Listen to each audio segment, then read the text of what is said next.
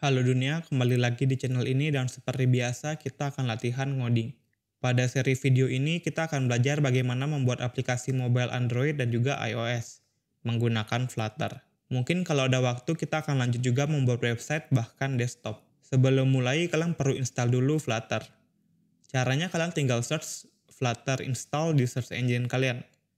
Kemudian pilih sistem operasi yang kalian gunakan dan ikuti petunjuknya.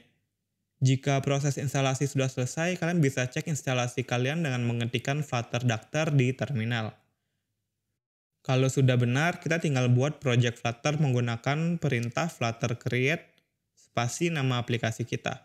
Kalau sudah, bisa di-run menggunakan perintah Flutter run atau menggunakan Visual Studio Code. Kemudian bisa buka dengan code editor favorit kalian. Di sini saya menggunakan VS Code.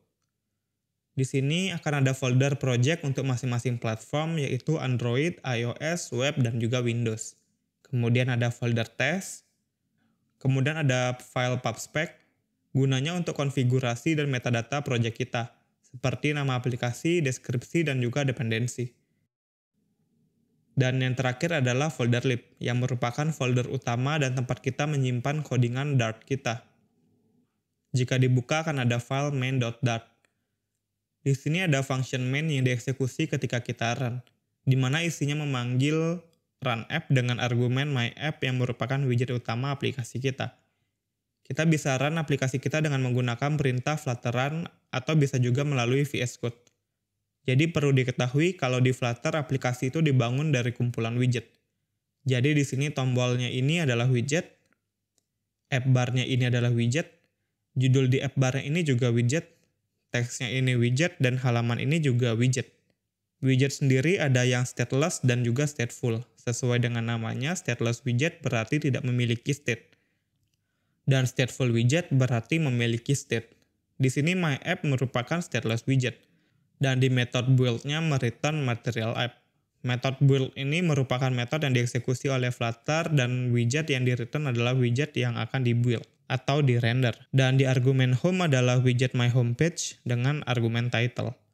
Jadi kalau kita mau kirim data dari widget parent ke widget child-nya bisa melalui argumen seperti ini. Kemudian my homepage ini adalah stateful widget, yang artinya kita bisa menggunakan state di dalamnya. Nah, kalau kita lihat kelas my homepage ini extend stateful widget. Di kelas my homepage ini merupakan konfigurasi untuk state-nya dan menyimpan value yang dikirim oleh parent-nya, yaitu si title ini, yang dikirim oleh myApp tadi. Yang mereturn kelas myHomepageState. Untuk myHomepageState ini extend state dengan generic parameter myHomepage. Kemudian untuk state-nya dideklarasi seperti ini.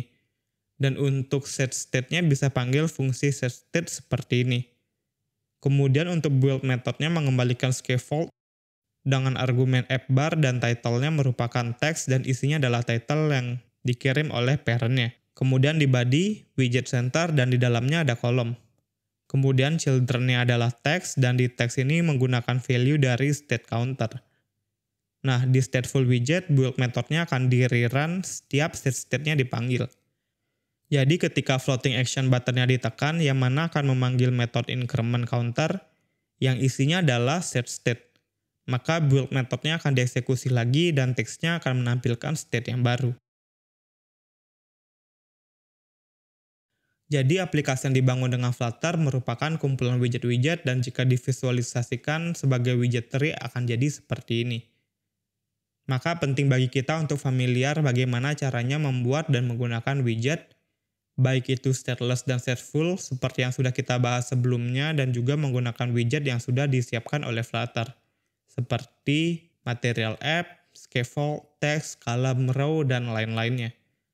Jadi di beberapa video selanjutnya kita akan banyak membahas tentang widget-widget sebelum nantinya kita masuk ke materi lanjutan, seperti state management, arsitektur, dan lain-lain. Nah, jadi dari project yang baru di-generate oleh Flutter, kita sudah belajar bagaimana struktur folder di Flutter. Ketika project baru di-generate, kita juga sudah belajar tentang main method dan run app, bagaimana caranya mengirim data dari parent ke child, dan bagaimana membuat stateless dan stateful widget, beserta cara mengakses dan mengubah state-nya. Jadi segini dulu untuk video kali ini dan sampai jumpa di video selanjutnya ya.